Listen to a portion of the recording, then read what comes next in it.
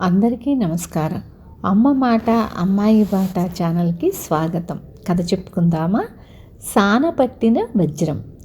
శ్రావణపురంలో గోపాలుడనే కుర్రవాడుండేవాడు. వాడికి తండ్రి లేడు. తల్లి వాణ్ణి పెంచి పెద్ద చేసి చదువు సంచలు చెప్పించింది. చదువు పూర్తి కాగానే వాడు ఉద్యోగ ప్రయత్నాలు ప్రారంభించాడు.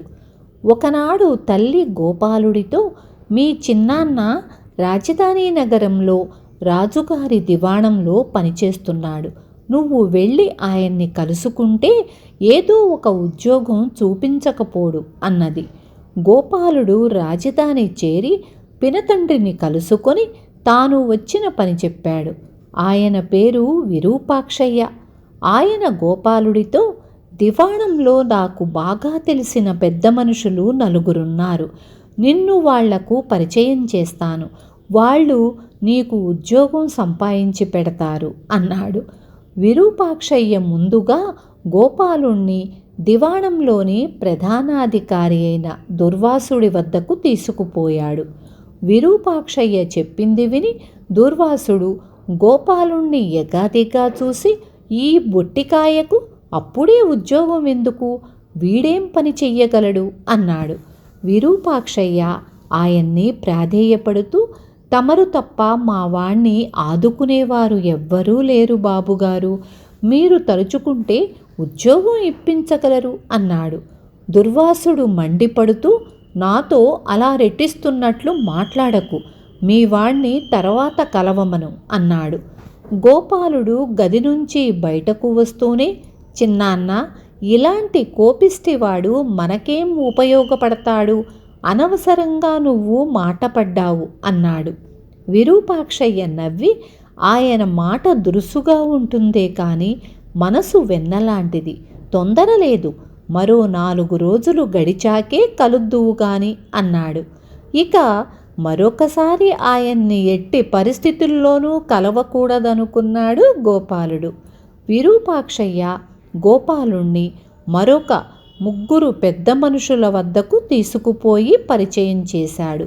మొదటి పెద్ద మనిషి, మీరు స్వయంగా రావాలా విరూపాక్షయ్య గారు?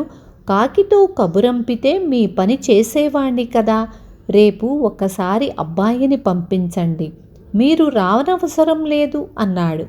విరూపాక్షయ్య అలాగే అని వెళుతున్న సమయంలో పక్కకు పిలిచి, మా మేనల్లుడి పొలం విషయం ఏదో తగాదాలో ఉన్నదని మీకు లోగడ చెప్పాగదా. కొంచెం దివానుగారికి చెప్పి పని సానుకూలం అయ్యేలా చూడండి అన్నాడు. విరూపాక్షయ్య సరేనని గోపాలుడితో రెండో పెద్ద మనిషి దగ్గరకు వెళ్ళాడు. ఆయన కూడా గోపాలుడికి ఉద్యోగం వేయించే ప్రయత్నం చేస్తానని చెప్పి, తీరా విరూపాక్షయ్య వెళ్ళే సమయంలో, మా తోడల్లుడు మిమ్మల్ని ఒకసారి కలుసుకోవాలనుకుంటున్నాడు. మీ నుంచి ఏదో సాయం కావాలట. ఎప్పుడు పంపమంటారు అన్నాడు. విరూపాక్షయ్య అతడికి అలాగేనని చెప్పి మూడో పెద్ద మనిషి దగ్గరకు వెళ్ళాడు. ఆయన కూడా గోపాలుడికి ఉద్యోగం అయ్యేలా చూస్తానని చెప్పి, కుర్రాడు చూడపోతే చురుగ్గా ఉన్నాడు. ఆ ఉద్యోగం ఏదో నేను వేయిస్తా కానీ మా రెండో అమ్మాయిని మీ వాడికి చేసుకుంటారా ఏమిటి అని అడిగాడు లౌక్యంగా. ఆ విషయం తర్వాత మాట్లాడుకుందాం. ముందు ఉద్యోగ ప్రయత్నం చెయ్యండి అన్నాడు విరూపాక్షయ్య శాంతంగా. ఆయన ఇంటికి వెళ్ళే దారిలో గోపాలుడితో, వీళ్ళ నలుగురిని రోజూ కలుసుకుంటూ ఉండు. ఎవరో ఒకరు దివాణంలో ఉద్యోగం వేయించకపోరు అన్నాడు.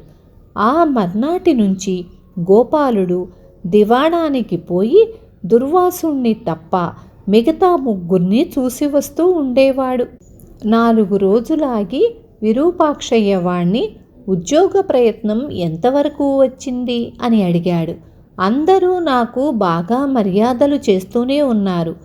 ఈరోజు రేపు అంటున్నారు అన్నాడు గోపాలుడు. విరూపాక్షయ్య గోపాలుడి కేసి అనుమానంగా చూస్తూ, నువ్వు దూర్వాసుల వారిని కలుసుకున్నట్లు లేదే అన్నాడు. ఆయన మొన్న కలుసుకున్నప్పుడు నా కేసి పురుగును చూసినట్లు చూశాడు. ఈరోజు ఆయన దగ్గరకు పోలేదు అన్నాడు గోపాలుడు.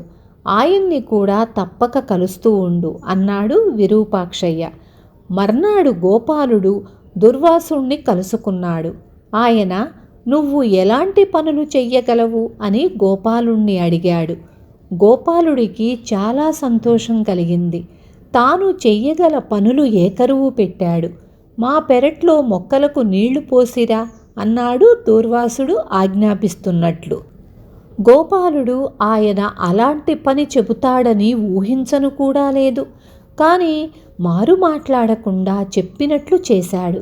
తర్వాత మిగిలిన ముగ్గురినీ కలిశాడు. వాళ్ళు మామూలుగానే గోపాలుడికి మర్యాద చేశారు.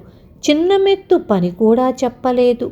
గోపాలుడు మరుసటి రోజు దూర్వాసుణ్ణి మళ్ళీ కలిశాడు.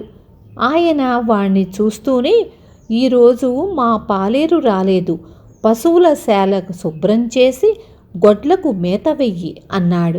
గోపాలుడు ఈ పని నోరెత్తకుండా చేశాడు. ఇలా దూర్వాసుడు రోజూ ఏదో ఒక పని చెబుతూనే ఉన్నాడు. ఉద్యోగం గురించిన మాట మాత్రం ఎత్తలేదు. ఒక రోజున దూర్వాసుడు విరూపాక్షయ్యకు కబురు చేసి పిలిపించాడు. పక్కనే గోపాలుడు కూడా ఉన్నాడు. ఆయన విరూపాక్షయ్యతో, మీ అన్న కొడుక్కు అసాధ్యమైన పనే లేనట్లుంది. మీవాడు సానపట్టిన వజ్రం లాంటివాడు.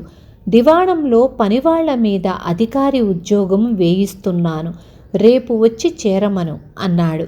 విరూపాక్షయ్య గోపాలుడితో, ఇల్లు చేరాక చూశావా, దుర్వాసుల వారి మనసు మెత్తదని నీకు ముందే చెప్పాను. ఆయన నిన్ను రకరకాల పరీక్షలకు గురిచేసి నీ సామర్థ్యం ఏపాటిదో తెలుసుకున్నాడు. మిగతా ముగ్గురు నాతో కాగల పనులు చేయించుకొని నీ ఉద్యోగం సంగతి వదిలేశారు అన్నాడు.